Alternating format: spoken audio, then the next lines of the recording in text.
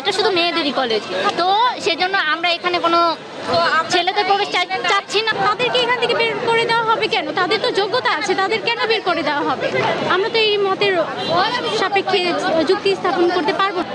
কেউ কিছু চাইলো আর সেটা গায়ের জোরে পাওয়া গেল তা তো না। ইডেন মহিলা কলেজ তো আর একদিনে এইভাবে চলে আসে না। এক অংশকে মতামতের গুরুত্ব দিয়ে প্রশাসন কিন্তু আমাদেরকে অবমূল্যায়ন করছে।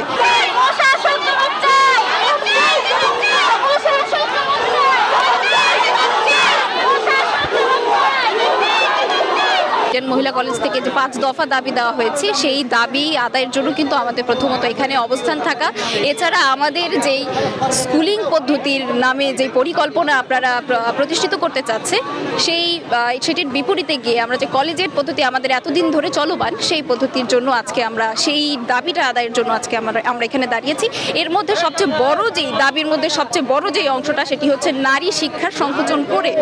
এটা কিন্তু আপনি স্কুলিং পদ্ধতি করছেন, এখানে নারী শিক্ষার একটা বড় অংশ তারা শিক্ষা গ্রহণ করতে পারবে না। তো এখানে আমি আসলে এটা দ্বিমত করছি। আর আরেকটি বিষয়, সহশিক্ষার বিপরীতে গিয়ে আপনি অন্য যে কোনো প্রতিষ্ঠানে সহশিক্ষা যেখানে চলমান আছে, সেখানে আমার ক্লাস করতে বা সহশিক্ষা নিতে আমার কোনো অসুবিধা নেই, কিন্তু যেখানে একক বৃহত্তম নারী প্রতিষ্ঠান, সেই প্রতিষ্ঠানে সহশিক্ষা আমার কাছে যুক্তিযুক্ত বলে মনে হয় না। সেই জন্য আজকে আসলে এখানে দাঁড়িয়েছি। যেহেতু আমাদের দাবিগুলো আদায় করা হয়নি বা আদায়ের জন্য তারা আমাদেরকে ভ্রুক্ষেপই করছে না এক কথায়, সেই ক্ষেত্রে আজকে আমরা রাস্তায় এসে বাধ্য হয়েছি। এছাড়া এটা কিন্তু এক অংশকে মতামতের গুরুত্ব দিয়ে প্রশাসন কিন্তু আমাদেরকে অবমূল্যায়ন করছে। আমাদের এখানে সংখ্যাগরিষ্ঠ মানুষ হচ্ছে মুসলিম।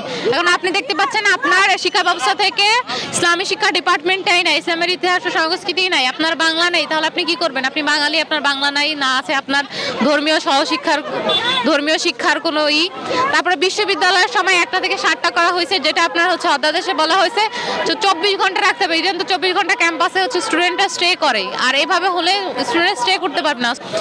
এবং ইডেন কলেজকে যেখানে একটি মহিলা বিশ্ববিদ্যালয় হওয়ার যোগ্যতা রাখে, সেখানে ইডেনকে শুধুমাত্র একটি ফ্যাকাল্টিতে রূপান্তর করে অধিক সংখ্যক স্টুডেন্টের ফিউচারকে অন্ধকারে ঠেলে দেওয়া যাবে না। ইডেনে আমাদের কোনো ইন্টারমিডিয়েট এখন নাই, আমরা চাই না। যে সব কলেজে যাদের আছে তাদের থাকুক, কিন্তু আমরা চাই না আমাদের ইডেন কলেজ অনার্স মাস্টার্স ছিল এটাই থাক। কেউ কিছু চাইলো আর সেটা গায়ের জোরে পাওয়া গেল তা তো না। ইডেন মহিলা কলেজ তো আর একদিনে এইভাবে চলে আসে না। আমাদের যে প্রিভিয়াস দিনগুলো এত কাঠখড় পোড়ানোর পরে আজকের যে প্রতিষ্ঠা, এটা তো নিশ্চয়ই এমনি চলে আসে নাই।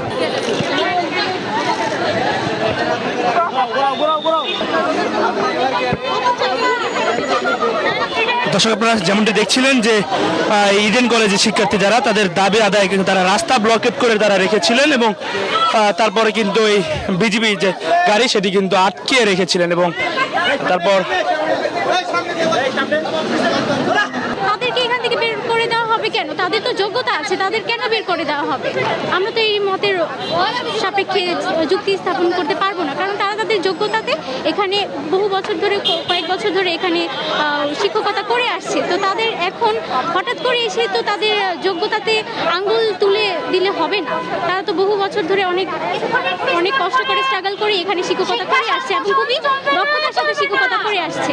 তো তাদের কেন এখান থেকে বঞ্চিত করা হয়? আমরা ইউনিভার্সিটি আন্ডারে থাকছি, বাট আমাদের ইডেনকে কোনোভাবেই সহশিক্ষা কার্যক্রমে অন্তর্ভুক্ত করা যাবে না। এটা শুধু মেয়েদেরই কলেজ, তো সেজন্য আমরা এখানে কোনো ছেলেদের প্রবেশ চাচ্ছি না, আমরা কম্বাইন করতে এটা চাচ্ছি না। তো এটা আমাদের মেয়েদের কলেজ, আমাদের মেয়েদেরই থাকবে, এই দাবিতেই আজকে মূলত আমাদের এই রাস্তায় নামা। ইএফটি ফার্স্টের সাথে ট্রেড করুন যে কোনো জায়গা থেকে, ক্যাম্পাসে ক্লাসের ফাঁকে, ঢাকার জ্যামে বসে কিংবা ঘরে বসে।